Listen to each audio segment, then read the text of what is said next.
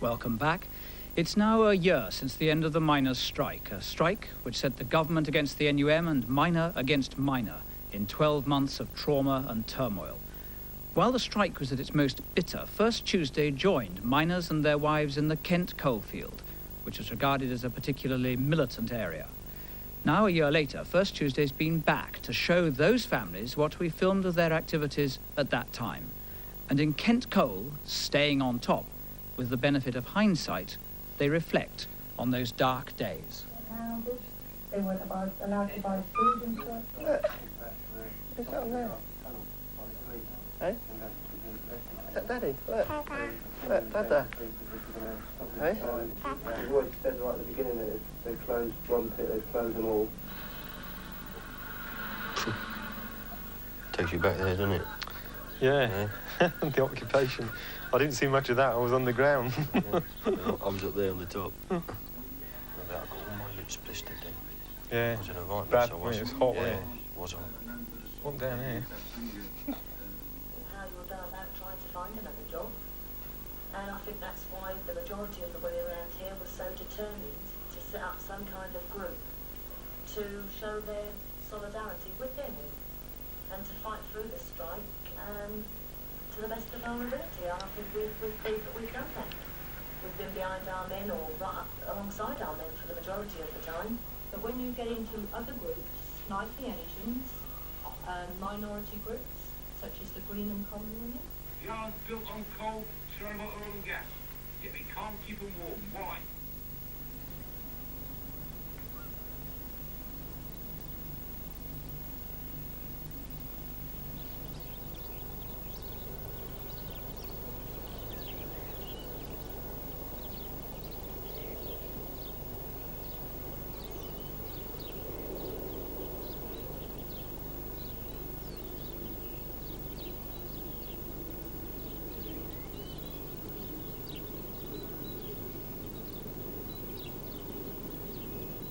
They would like us to have felt that we were the village on the hill. But because we are, or were, a few years ago classed as a mining village, they would like us to have felt as if we were very, very alone. You know, they would like us to have walked round with sort of slogans, miner's wife, miner, miner's child, you know, stay away. But, you know, we wouldn't tolerate this. Obviously, the people in this area didn't want the miners, you know, but like a sore thumb sticking out in the middle of the Kent. And even to this day, if a miner gets in trouble in the local paper, it's a miner, or even an ex-miner, someone who's left the industry. So the feeling's still there that we shouldn't really be here and they want rid of us. When the miners first moved down into camp, there was notices in the shop windows, no dogs allowed or no miners served here. I mean, that's the feeling that it was in this area at the time. They've adopted us, I suppose. But there's still that little bit of feeling there, I think. We're foreigners. Or a different class of people. I think it is a class thing. Certainly there is a large social divide. It is to some extent historical in that the Kent pits were sunk in the present century and miners were imported from the traditional mining areas in order to work the pits and were unwelcome here. And that feeling, I think, still persists amongst well-to-do people. The pits are, in some sense, a blot on the landscape, and the sooner they're removed, the better. A village like Aylsham that was born and bred on struggle anyway, and it was actually built up around miners travelling from different parts of the country, from Wales, Scotland, Durham, Yorkshire, and actually having to struggle together as people that didn't know each other. But they had to form this basic community that built up a strong resistance to the outside factors that were so against miners from the 1930s onwards. You don't get weaknesses in this kind of community. Well, my grandfather walked down to Kent for work during the 1920s. This was the place to come for work. I mean, they just set up the pits, and they said this was going to be the place to work. And it's just turning in full circle now. You can see what's going to happen. I mean, are they going to offer us redundancy, or are they going to say, there's jobs elsewhere for you, you know, pack up your bags and go. It's not going to be as easy as that. not everybody wants to move away from their family ties and pack their suitcases off and go up the road. I know I certainly don't. I don't want to leave the area.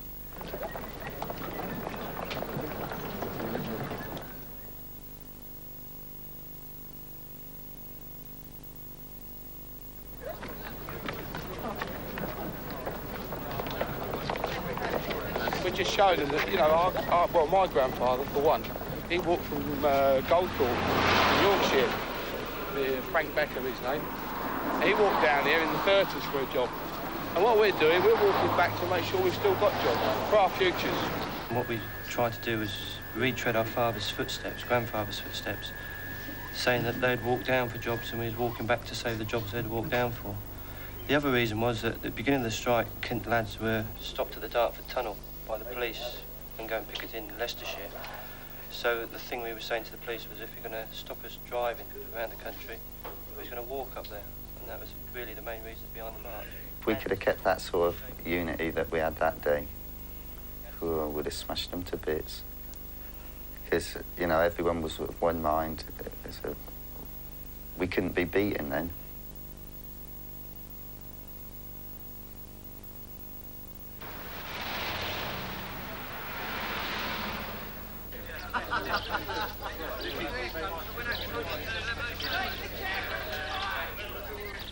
We are members of the Betsanger branch of the NUM.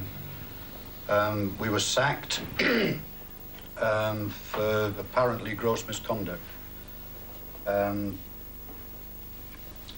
This happened way back in June, where the Coal Board had issued to the Sunday papers a statement saying that Betsanger pit was no longer safe. To disprove that, a party of us went down the pit to hold an inspection on behalf of the men. And for this, the Coal Board sacked us.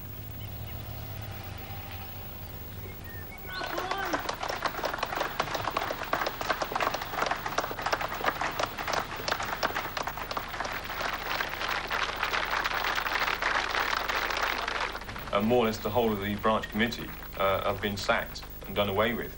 So effectively, your union recognition of Betsanger is non-existent. That's right. Well, it seems funny, like, doesn't it? I mean, when we done the occupation, I mean, there was a lot of lads involved in that occupation, and they do seem to have singled out the members of the union. You know, they've picked who they want out of the way, haven't they? You know. Absolutely right. Yeah. So effectively, your union recognition of Betsanger is non-existent.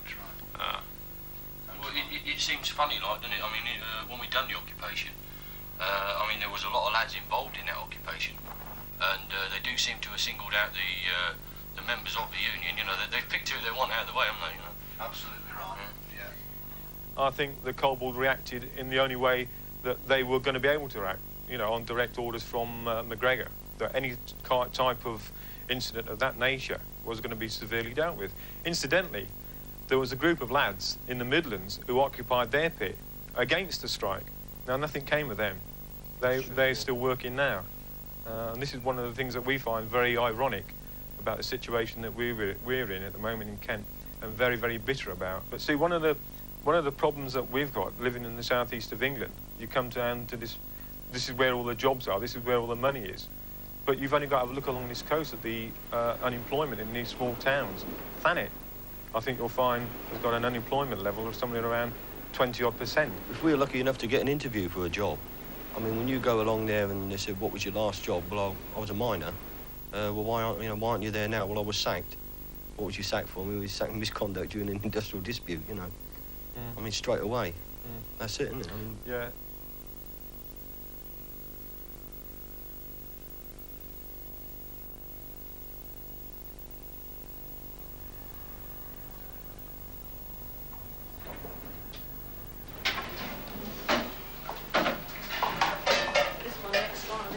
Where's my cups gone? I'll put them up there, out of the way.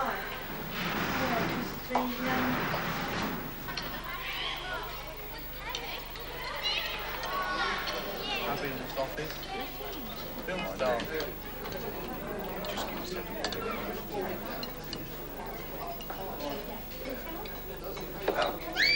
Wow.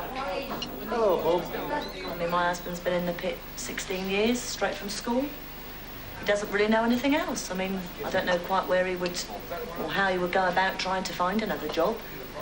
And I think that's why the majority of the women around here were so determined to set up some kind of group to show their solidarity with their men and to fight through this strike to the best of our ability. And I think we've proved that we've done that. We've been behind our men or right up alongside our men for the majority of the time, doing everything in our power to keep this strike going and to cause as few problems in the village as we possibly could. The community that I live in, Alvington, which is right next to the pit, is the pit village. And the place that we're standing in is the welfare hall, which is, you know, the miners benefit from all of these things, which will all go. The doctor's surgery will go if they close that pit. The whole of our community is broken up, and we just don't want them to do that. I mean, I, for one, used to be the sort of person that just sort of led my life revolving around my own family, providing we were okay. I suppose you just sort of were quite oblivious to other walks of life, other areas. But I think now we've become so friendly and we've got so many contacts all over this country and other countries that life probably won't be the same again, because you don't feel as if you belong just to Alvington. This is our community, this is where we belong. But we've got people that feel we also belong with them and they with us. So I think it's made us very, very bonded with these areas that we've had close contact with. And that'll never break, no matter how, you know, for how long ever after the strike. First of all, you just start well with the meals for the kids and talking to other people and maybe a few pictures here and there. But now it's the routine of our week is if we've got a day to ourselves, we're very, very lucky, including weekends, because most of the weekends, especially up to Christmas, were filled up with visitors coming here, there and from everywhere, you know, and all sorts of people from all walks of life. So our lives have broadened out very, very much.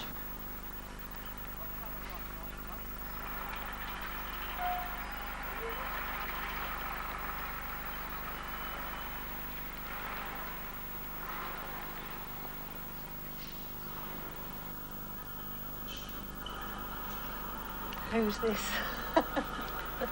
Paget Rye, is it? Yeah, it must be. I think so. It's our good friends, really good friends they are. Yeah, there is. The Asian community up in Southall, for example, to us, they're the most magnificent people walking. You know, I mean, they've taken us into their community and actually become very, very good friends with us, which, apart from the fact that they've obviously been very good in fundraising and being of benefit to us financially, they've been absolutely tremendous in moral support. Just knowing that they're there and we can turn to them, and their homes and their families, they've opened up to all of us. Absolutely magnificent.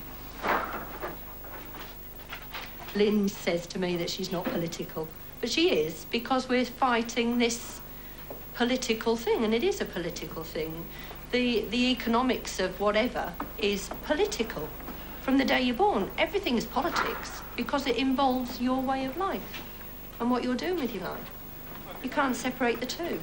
And when it comes to me and mine, well, that's when you stand up and say, well, that's enough. And that's what we've said. Enough is enough.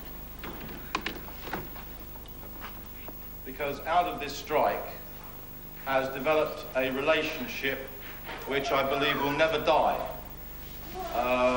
We have met in struggle, we have joined in struggle, and we are now joined in friendship, and that friendship will remain forever.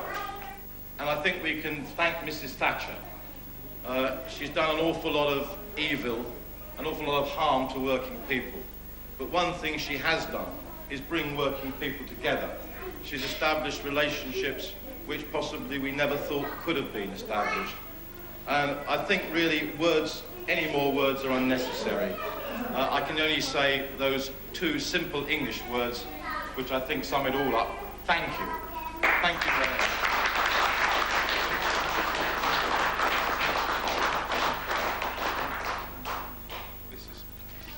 Thank you very much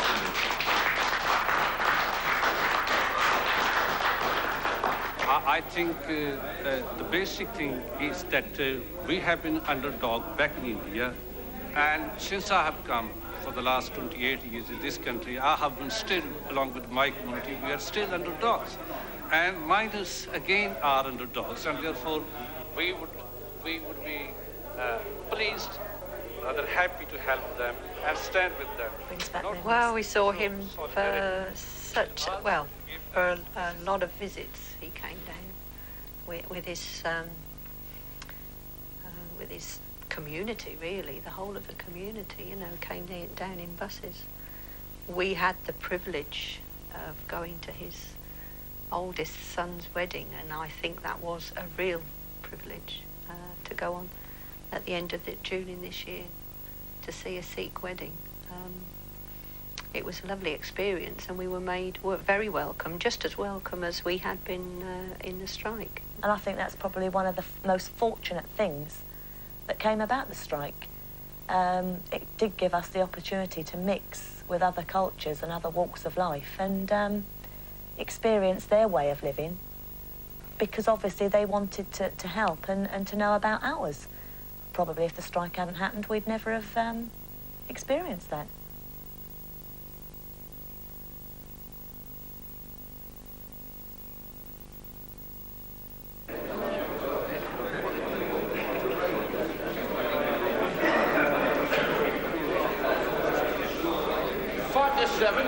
So that's it for now, lads. I'll see you on the pink line. Well, there's no point in going back to go on the dole. This coalfield will be finished. There's no doubt about it. They keep talking about the economics of the mining industry and how they can talk about economics when it's cost over £5 billion, this strike. And it's never been about economics. It's about denationalising this industry.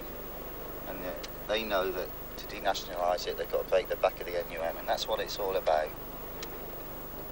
And they'll be privatising everybody, and everybody will be finished.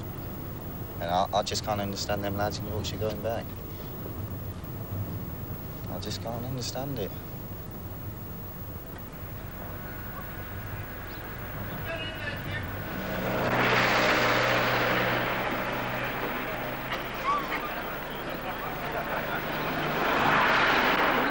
It doesn't snow.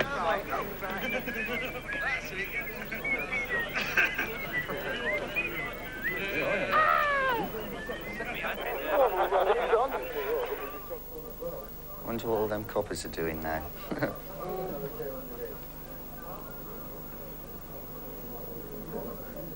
But most of them have gone back in the army. Yeah.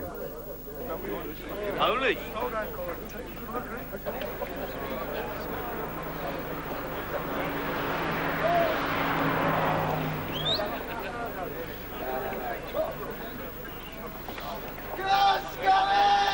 There's nothing worse than a scab, never has been. You don't forget a scab. I hate them. I hate them almost as much as I hate them bastards. Well, I think they should be taken at the top of their and all strung out. But, you know, they're the shit of the earth. You know, if we don't all stand together, we've got nothing. And them bastards, they're just looking for themselves. The ones who are going back want the pit to close. They want their redundancy. They're looking for themselves all the time. And I fucking hate them. And them bastards, they're just looking for themselves. It was The ones who are frustrating. going back want the pit to close. They want their redundancy. do. They're looking for themselves all the time. They're looking for themselves all the time. And I fucking hate them. There is bitterness. I think Tony Stevens actually expresses the deep bitterness a lot of lads were expressing at that particular time. I see, the trouble with bitterness is this: it can become inward. It can be self-destroying, and that you can be very careful of at times. You've actually got to channel it in the right direction, otherwise it can destroy your bitterness and hatred.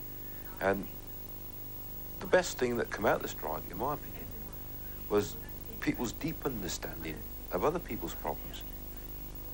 You know, if a person had a real problem, it would be resolved by the neighbours, by their friends, by their family, and this is how people survived. They couldn't have survived for a year without that sort of community spirit and help. And it was a miracle. It was a miracle how people survived for a year, and they did. And the coal belongs to the people of Britain, not just the miners. And the pensioners are part of that. And I agree with Philip. There's people dying of hypothermia, who had sub-zero temperatures, where people aren't being looked after. There's wealth in this country, there's coal, there's fuel, and people are dying. Lack of warmth. Now, to me, that's scandalous. The island's built on coal, surrounded by oil and gas, yet we can't keep them warm. Why? There's so much wealth about, but there's so many people on the dole. To me, that's wrong. What the union want to do is negotiate on two basic points, and I'll stress that again. On the plan for coal. Now, the plan for coal means reinvestment and job security in the future. There's hundreds of lads being sacked in this dispute, for no rhyme or reason by the board. And we're going to make sure, as part of any honourable settlement, these lads are reinstated. And that's going to be stressed as well. Because if they're not, that means they can blackmail, blacklist anyone at any time they want. And victimisation went out, or should have gone out, in the 1930s. Leicester's like a small Nottingham. They'll give you every feeble excuse under the sun why they won't come out and join you. They're excuses. Well, what do we want them in the union for, then? The worst thing you can do is split Nottingham from the rest of the union. There's 30,000 men there. Yeah, 30,000. That's, you know, it's a lot of men to just chuck out of your union. But how many of them 30,000 vote every time for progress? Well, whether or not they voted to come out and strike, it's one of the things that has happened, you know. Let's get away from this splitting the union. You're cutting yourself in half. I believe myself, the situation in Notts can be retrieved. I believe it can be retrieved on honourable basis that you need a new leadership there, a new rank and file leadership. I think working people can be convinced at the end of the day that your job is important, your family is important, and the only way you're going to do it, like our forefathers found out, is having a good, strong, honourable, honest union. Where you can go to them, they'll fight for you. The democracy that's expressed at branch level, you've seen it on the video, the way the Southern Branch has conducted its affairs throughout the strike. We believe in democracy. We believe in the rank and file having a say. We believe that you act in the best interest of your membership. And to do that, you've got to secure their employment. And we believe we're the only union that can do that. And I think myself that the battleground in Nottingham will be on the premise that Nottinghamshire lads will realise that they've got to, in the longer term, come back into the NUM. I mean, I really believe we would have won this strike 6 months ago if it weren't for the wage slaves in Nottingham and this back-to-work movement, but most of all, it's the police. The police have done everything to destroy this strike, and a lot of the blame should be laid on their doorstep, and all they shouldn't be allowed to get away with it.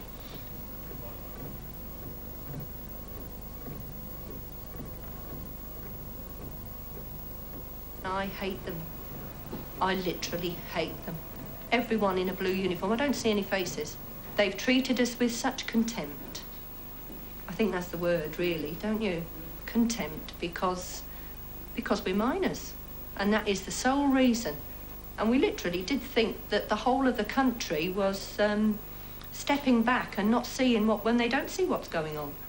We thought of ourselves as being very, very isolated. But when you get into other groups, like the Asians, minority groups, such as the Green and Common Women, and you know what you're saying about the police, they identify with because they have been treated in the same way. They gave us the treatment that you would deserve if you were a criminal. And we've done nothing wrong. We've committed no crime. If committing a crime means, because I am fighting for my husband's job, and after all, he wants the right to work, to provide for me and our children. That's no crime. Personally, if a copper comes and knocks on my door, I should tell him to, go down the road, because there's no way I shall assist them in any way whatsoever, and it's going to affect it in this area. When all these police go from this area that have lived in our communities and walked the streets to protect those that are working, then the normal Bobby on the beat's got to pick up the pieces, and it's going to be years and years before the police are accepted back into the community again. Now the village is not totally a miners' village.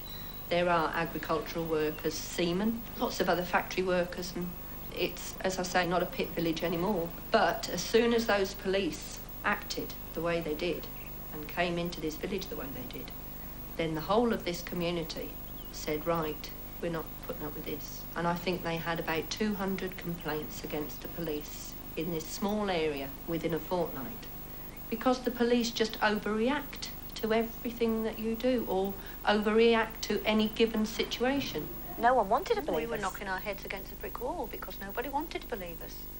They wanted to stay away from it altogether. You know, I think it was just too much for a lot of people to take in.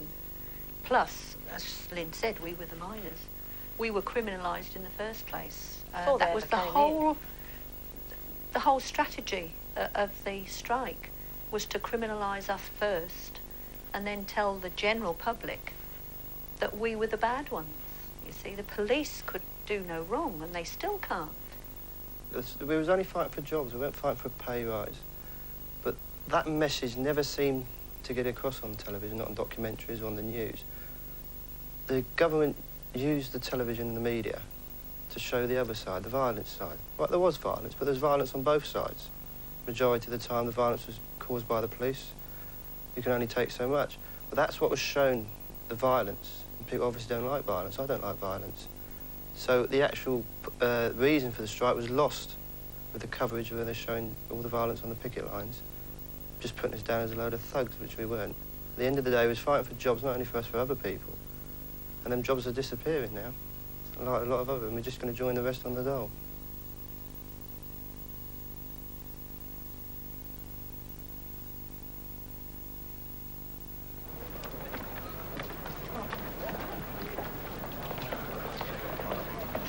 Well, I hope you dip your heads then, lads, while you're passing. I hope you dip your heads. I thought I'd never see the day when I see Yorkshire men cross a picket line. You tried to kid yourself a week before we went back to work that if our lads could go up